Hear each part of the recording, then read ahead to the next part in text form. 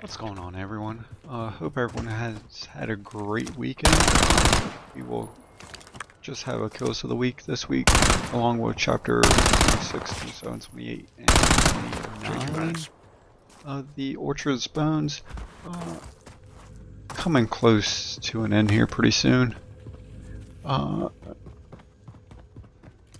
Then we will have a stream Tuesday, no stream Thursday, as I will be traveling.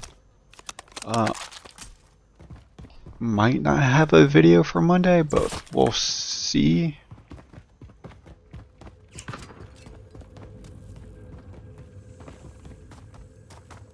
Chapter 26. The Death of Quiet Things. The horn of dust cracked, not shattered by wind or war, but from within.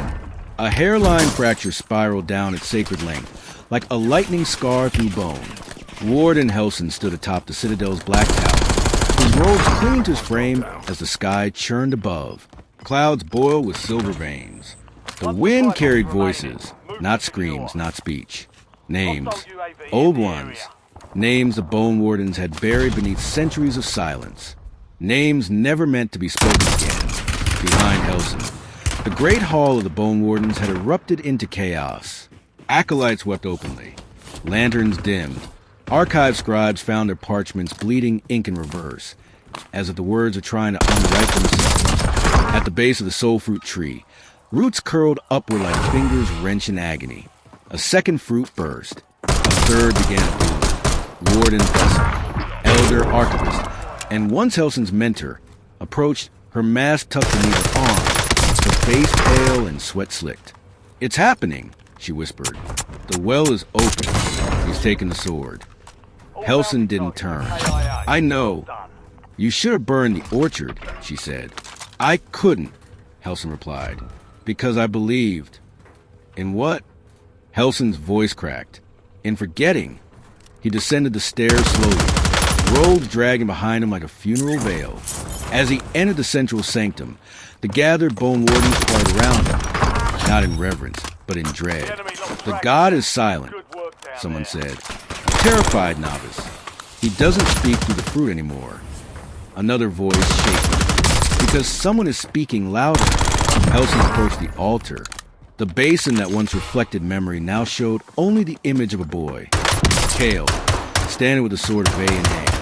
Behind him, a woman with a dagger and a scarf. Beside him, the broken form of Tauren Rave, no longer crowned in root or gold. "They found the well," Helson said softly, "and they remembered what we erased." A long silence followed. Thessa stepped forward. "What do we do now?" Helson touched the altar, fingers trailing across the name, just beginning to etch itself back into the stone. Aaron Vey. He closed his eyes. "We prepare for a world where truth grows faster than roots."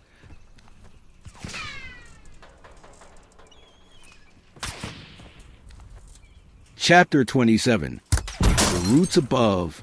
The climb was harder than the descent. Not because the path was steeper, but because it was different now.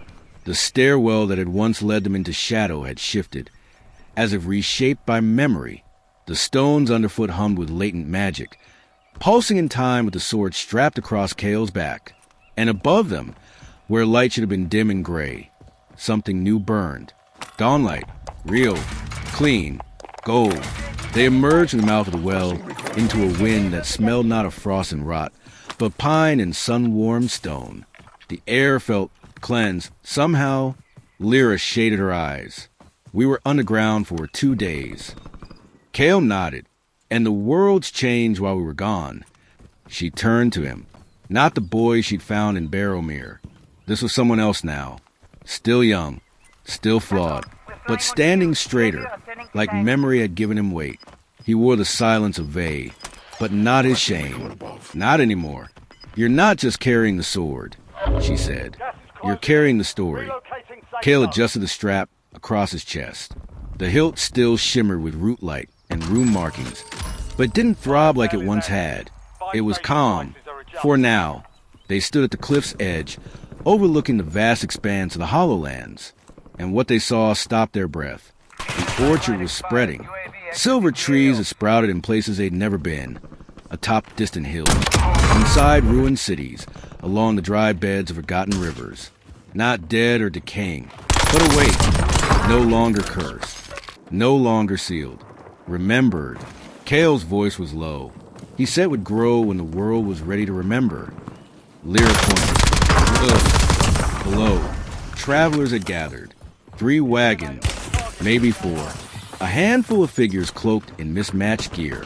They had no banners, no armor, but they stood facing the mountain with reverence.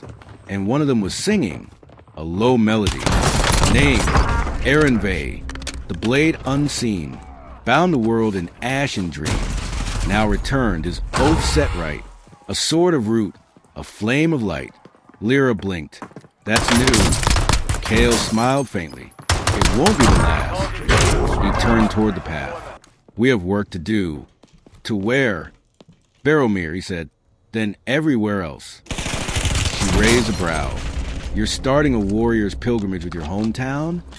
He glanced back at her. It started there. It should begin again there, too. They walked. The wind followed them. The trees seemed to lean in as they passed, their leaves rattling like applause or whispers. And somewhere beneath the soil, the third soul fruit pulsed softly, no longer a warning, a promise.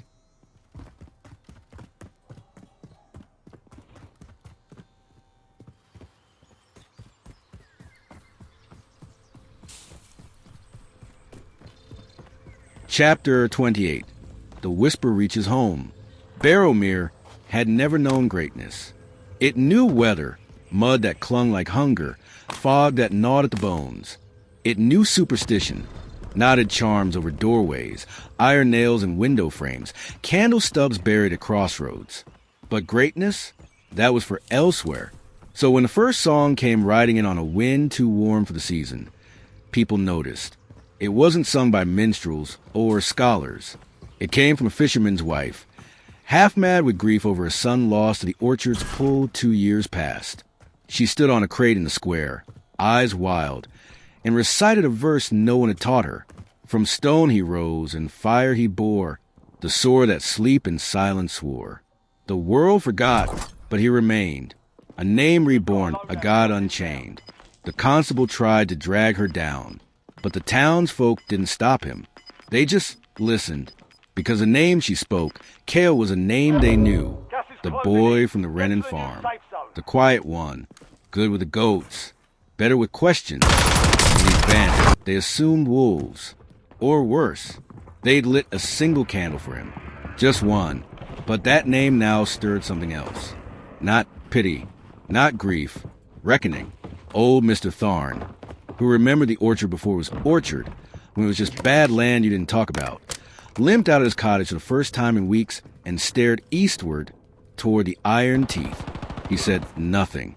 But his wife found him weeping that night, holding a rusted pin in the shape of a sword, one he buried behind their home decades ago.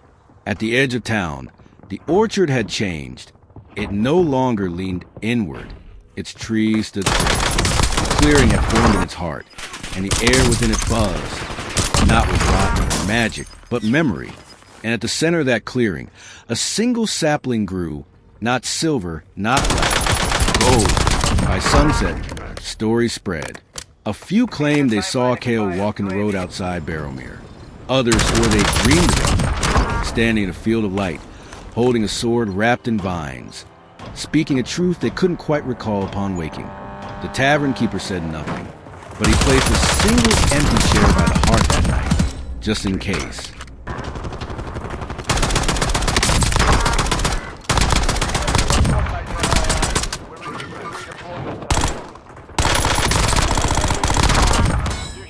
Chapter 29, The Seeds of Fire. They didn't call it preaching.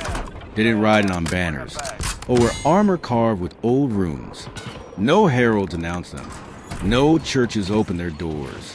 But when Kale and Lyra entered town, things changed. They spoke not with sermons, but with stories. In roadside taverns, Lyra would challenge drinkers to cards or knives. And when she won enough silver to earn attention, she'd tell a tale.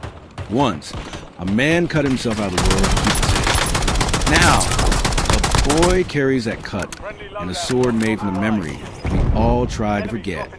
In crowded markets, Kale would sit near the well and answer questions not with prophecy, but truth.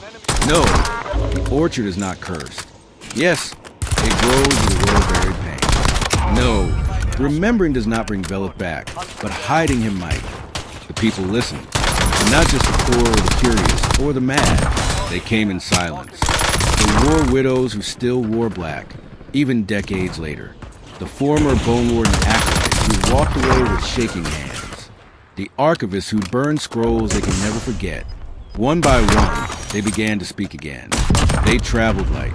Lyra's blades were sharp but quiet. Kale carried little besides food, maps, and sword, which he wrapped tightly and kept near his spine, as though it might whisper secrets into his bones if given the chance. It didn't. It just waited. Sometimes it pulsed at night, when the world was too quiet. Sometimes it buzzed gently in his grip, when someone nearby lied to protect themselves from truth. But mostly it slept until it was needed. They passed through the Felridge Baronies, where the orchard had only recently begun to sprout. The trees there grew slow and spindly, but when Kale touched one, it shimmered and a name bloomed in its bark. An old soldier gasped when he saw it. That was my captain's name. I thought it lost. Kale placed his hand on the man's shoulder. Now it isn't. One night, they reached a hilltop and looked down upon a hamlet half swallowed by orchard roots. Smoke curled gently from the chimneys. No soldiers, no guards. But above the village square, someone had painted a symbol on an old chapel door. A sword laid over a tree, whose roots glowed. Lyra stared at it. I didn't paint that, Kale said. Neither did I. And they smiled, because someone else had. Someone who'd listened. The myth was no longer theirs. It was growing, faster than they could walk. And so they kept walking, not to hold on to the story, but to make sure the story stayed true. Bounty targets identified. Weapons free.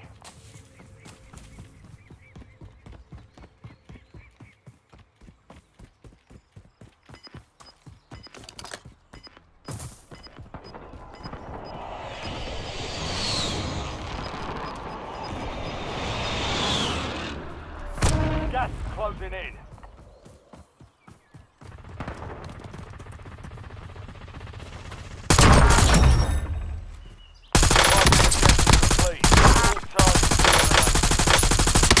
Changing max.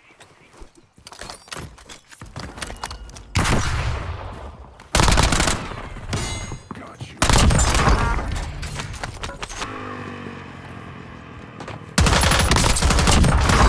5 kills. Changing max. Bounty targets are up. Get after them.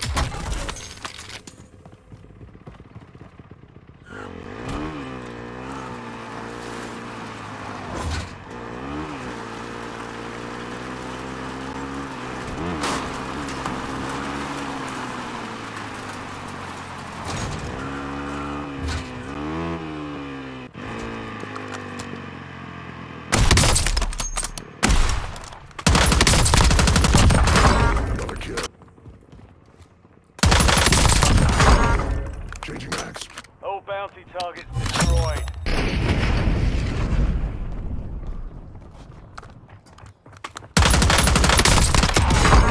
Changing max.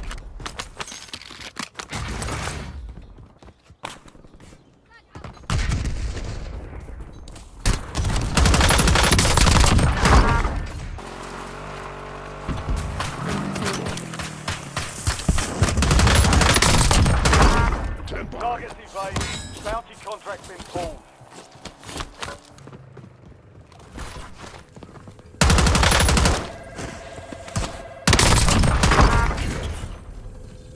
Changing max.